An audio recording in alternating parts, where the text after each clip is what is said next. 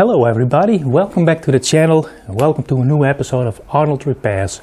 So a couple of months ago I took the engine out of my bike because I wanted to have a worry-free riding season, and at the end of last year I heard a light metal ticking inside the engine. I suspected it was either the crankshaft, the big end bearing or the connecting rod bearing or the clutch. So I took it out, I want to inspect it, and if it needed repairs, I would do the repairs so I could drive along this season. Anyway, I didn't find anything wrong with the clutch, and there was only a little bit of play on the crankshaft on the big end bearing. So I put everything back together with new gaskets, cleaned everything inside, started up the bike, and unfortunately the ticking noise was still there. It wasn't any worse than it was before taking it apart, but alas. Anyway, we're 2 months later, almost 2 months later. I only did 200 kilometers and I have to replace the engine. Two things have happened. After the last ride, I was riding with my son, we had a strong headwind. I could tell that the bike did not have any power anymore and power was declining. We made it home, but when I shut off the engine it wouldn't start again. So I took the engine out again, I took the cylinder head and the cylinder off, and I found the culprit, and that was the head gasket. I did a short video on that, I'll leave the link up here, so it's a real short video. So what I did, I reinstalled the original cylinder back on the bike again, so the 50cc cylinder with its original head. I started the bike again, but after only 10 kilometers things have gotten so worse that there's too much play on the big end bearing, and I think the crankshaft is toast now. So engine has to come out for the third time now, but I'm not going to repair this engine this time, knowing that this engine tend to fail between 20 and 30,000 kilometers, and I'm currently at 21,380. I think after this season it's over and done with this engine. So that's where this project starts. And well, what I did, I ordered a complete new engine for my bike, and I'm going to install this in this episode. So it won't be a repair video, but this will serve more of a guide for those of you who run into the same problem or want to do the same project, how to remove the engine and how to install a new engine. So let's go. Let's start with the unboxing of the engine. I'm really curious as to see what comes in this box. Oh, that's already open.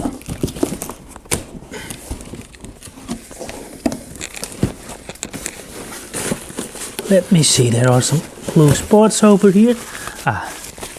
This is the cover for the timing chain. It's the exact same. Okay. There is a Kickstarter. Oh, I'm very happy with this. Didn't even know included this one, but this is the gear shift linkage, and it's a bit too large for this one, but it has a new those ball links, and those are worn on mine, so this comes in handy. Really happy with that. Also, I like the shape of this. Yeah, so that's good. And then we have some nuts and bolts and a gasket for the carburetor. Now, for the moment of truth, there's the engine, and feels a bit moist. Apparently it has not been leaking. And there we have it on the bike at this moment. Look at that. A little bit of oil. Let me see where did it come from. Probably sat on its back and it leaked out of the crankcase vent. Okay, let's give it a quick wipe down, because there is some oil leakage on the back here, and there's a quality control quality certificate from Lifan. This is a Lifan engine who produce all those mesh engines, and this is listed as suitable for the Orion. It's another brand made in China, as is the mesh, but Lifan does make these engines. Production date is the 3rd of July last year. Mesh on there too? Yeah, it does. I'll put the mesh clutch cover on there too. So here's the other side. So yeah, this engine cost me 465 euros. It isn't the cheapest, but it was the cheapest I could find online. Other stores, the store where I bought the parts previous time, sells them for just over 500, I believe. I ordered it yesterday and got it in just today, so really happy with that. I'll set the camera up and we'll go ahead, and I will start by removing the exhaust.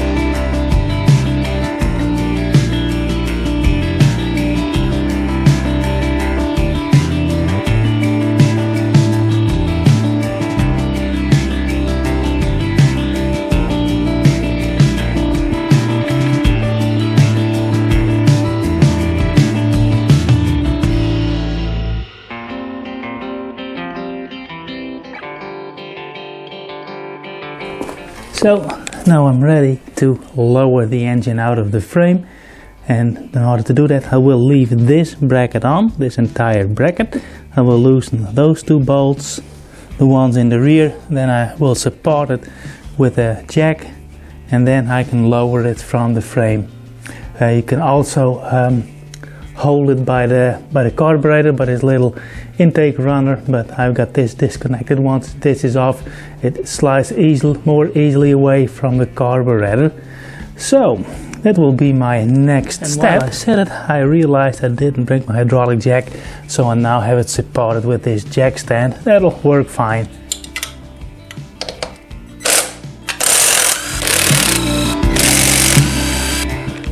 I'm using a drift and a medium-sized hammer to tap those out. Be a little bit careful not to damage the threads all too much.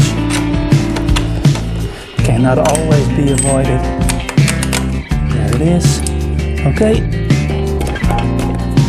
Now this is.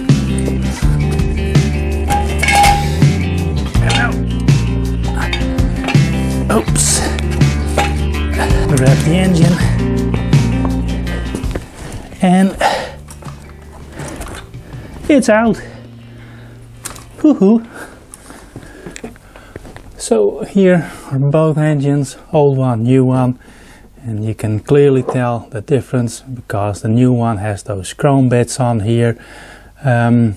I will replace the ones that are mesh branded onto the new engine, and I'll leave it with that. I want to see how it looks with those rocker covers over here. Behind this is the adjuster for the valve lash, and I'll leave this chrome cover on here. And then we have the challenge of those wires, and they appear to have the exact same colors. Yes, they do. I do have a set of automotive plugs at home, and there are some thicker cables on here. These is the 12-volt charge wires, and I hope those little pins are capable of transferring the power, but I have another pair of connectors over here, so I will put new connectors on the new engine block. But let me start off by moving the covers, and of course this front bracket that mounts the engine to the frame. Let's see if we can bust this off. There's a 14mm head on both sides, and there's the other. As you can see, I already lost one of those nice chromed bolts in here. I think I checked the ignition timing once, or I have set the valve timing, and you need to remove this cover to have access to a bolt so you can rotate the crankshaft. There it is. It doesn't look too bad. Let's put it aside. So and I didn't tighten one of the bolts enough, and well, you guessed it, I lost it. Let's turn it around. And here's the clutch cover. Now there isn't any oil behind here. It's just the adjustment, the main adjustment for the clutch.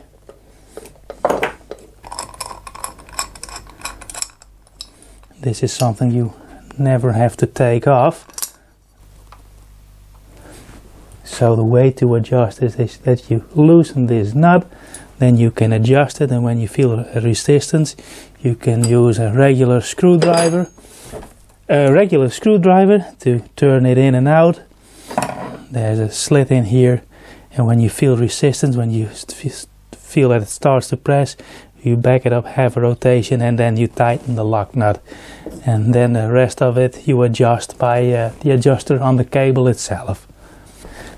And as I always say, if it's worth taking it off, taking it apart, removing it, it's also worth cleaning it. And while I have access to the inside, I'm gonna give it a clean. So when you put it on the bike, you will notice that it is clean. Also, I'm always very specific about bolt directions. In this case, all the bolts that mount the engine to the frame come in from the left hand side, and I have all of the nuts on the right hand side of the bike.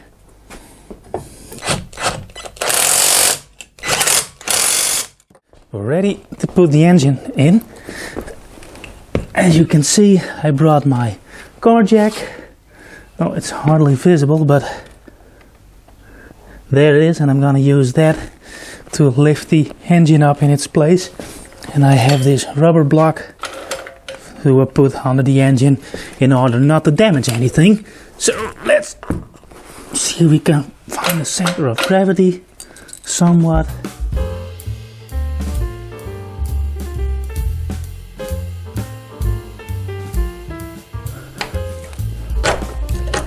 And there we go. So that's all the bolts in, and I'm gonna tighten them with my impact. Uno momento. The first cable I'm going to connect is the starter power cable. I'll leave the new cable on, and I route it along here. And there is the starter relay. There's the ignition unit. There's the starter relay, and got connected to this copper pin. There's a new starter cable on. It has a bit of overlength, and there it sits on the starter motor. Now I want to see if I can install the carburetor. Remove this transportation seal, but the air filter is in the way, so it makes sense to remove the air filter housing, which I never had out, but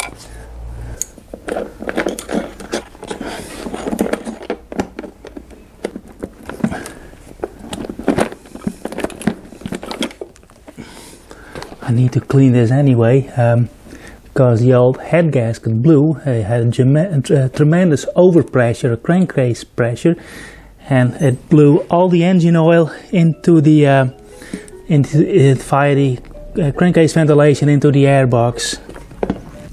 Putting the carburetor back in.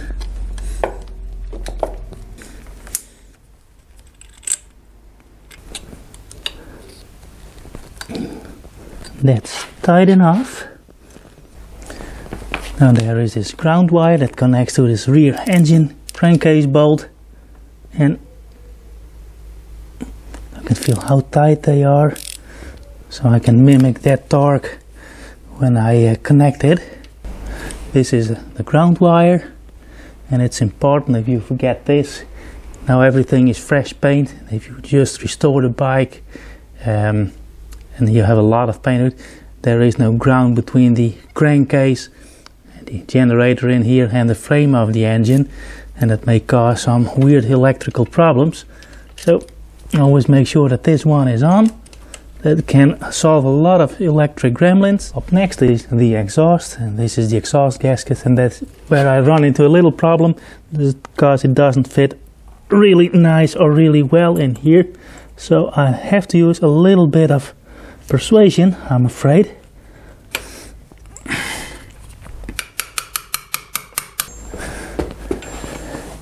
So let's wiggle that in between there.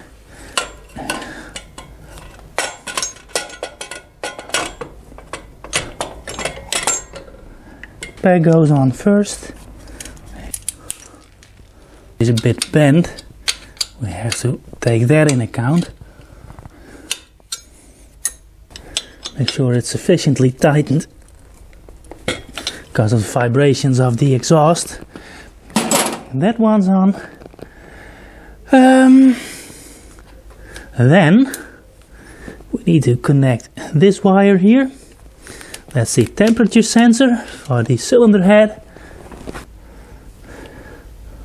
On goes the temperature sensor. I'm going to use the original routing. This is the line for, this goes to the other side, so I can get rid of the crankcase ventilation tube. It's a real long tube. Let me zoom out. It's a real long tube. Let's connect the clutch cable. Drop in the end first. There it is. And now it's always a little bit hard. Get it into there, so it sits nice and even. Now, one of the last things to do is to connect the electric connectors, and for that I need some tools. Okay, now it's time for my least favorite part of this job, and that's doing the wiring. I knew that the connectors that came with the new engine don't fit with the wire harness that's on the bike, and I decided to replace the main power connector. This is the other. This comes from the generator. I have two new connectors for that, and this is the connector for the gear shift indicator. I de-pinned the old one and prepared the little prongs that are in here, and just de-pinning this costs as much time as getting the old engine out and the new one in. So I'm gonna use some movie magic. This is a before. Okay folks, the new connectors are on, or actually the next day. This took 10-15 minutes to get on. This took a little bit longer because I had to figure out the wire schematics. There are two different color codings on here. So basically this is the connector coming from the indicator. Now it says neutral, and there's this little screen display in here that shows the gear. There are 5 wires used in here, one for each gear position. So first to fourth gear plus neutral, that's 5, and they get connected in here by a small contactor on the gear shift drum that lives behind there. You cannot see it right now, but in each gear another wire is connected to ground, and that indicates the gears in the speedometer. So I'll put the color codes in screen right now, so you can pause it if you have to do this yourself.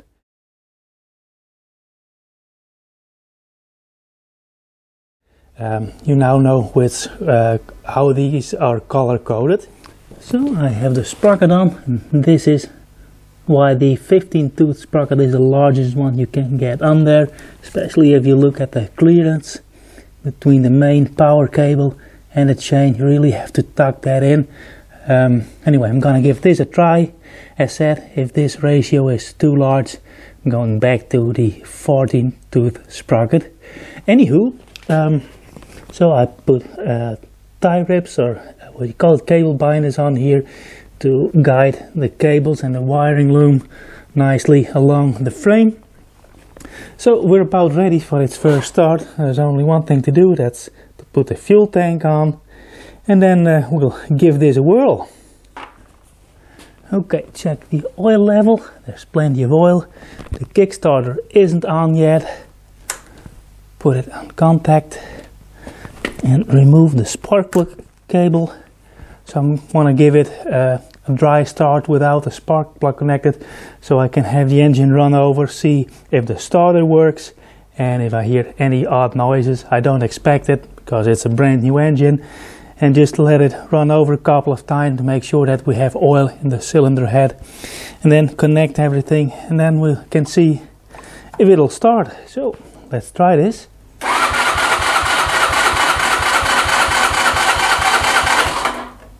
Okay, that should do it.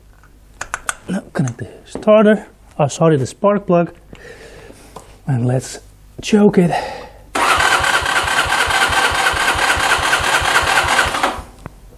May help to open the fuel.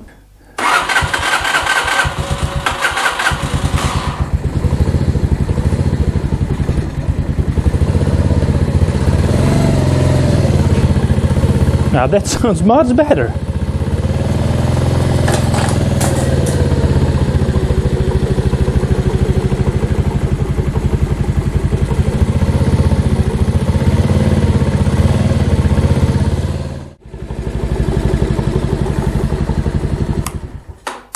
Okay, leave it for now. So that went well, as I hoped, as I somewhat expected. Now I want to run it through its gears, but I want to have the seat on, so that's what I'm going to do next. And then we'll have a start and do a dry run and shift it through all its gears, see if everything works, and especially if the gear indicator works as it did yesterday when I tested it. This is almost the last thing to go on. That's the cover, or the covers on both sides. This one goes on the battery. Oops. That goes on. There's still a lot of oil residue left from the crankcase ventilation after the previous head gasket blew.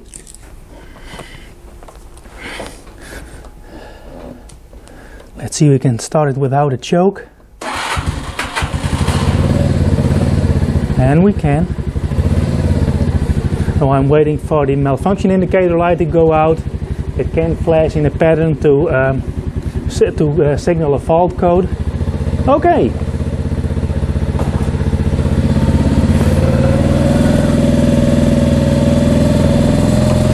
That's first gear, second, third.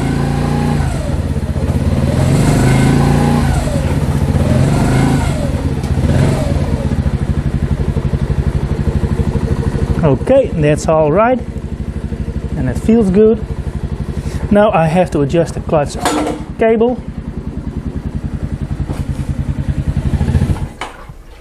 I think we're already there.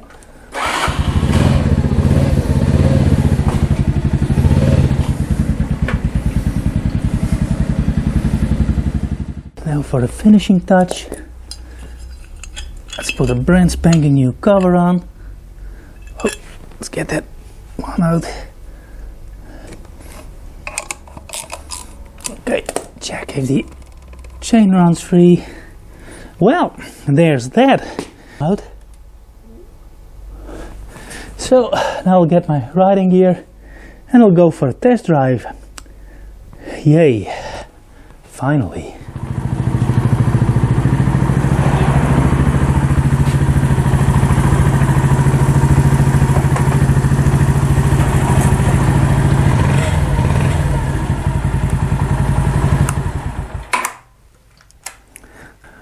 Okay folks, long story short, test drive went exceptionally well. I went for a 50 kilometers ride, so I'm halfway through the break-in period. I take 100 kilometers, and after that there isn't much to break in. The only thing it has to wear in is the piston rings and the cylinder bore, but after 25 kilometers driving or 10-15 minutes there isn't much to wear in, so in that first period is very important.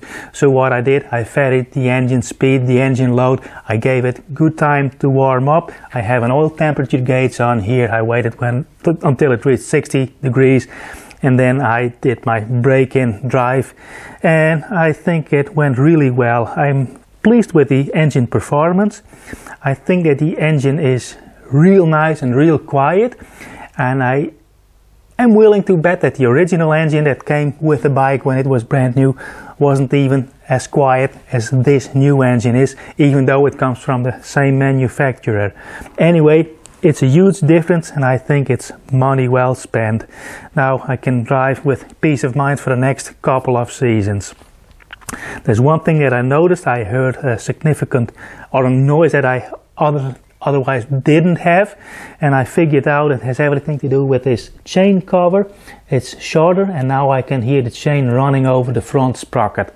So the only thing I'm going to do is install the original mesh chain cover, and I have to put a Kickstarter on, and then this project is finished and I have a worry-free, hopefully, riding season for me.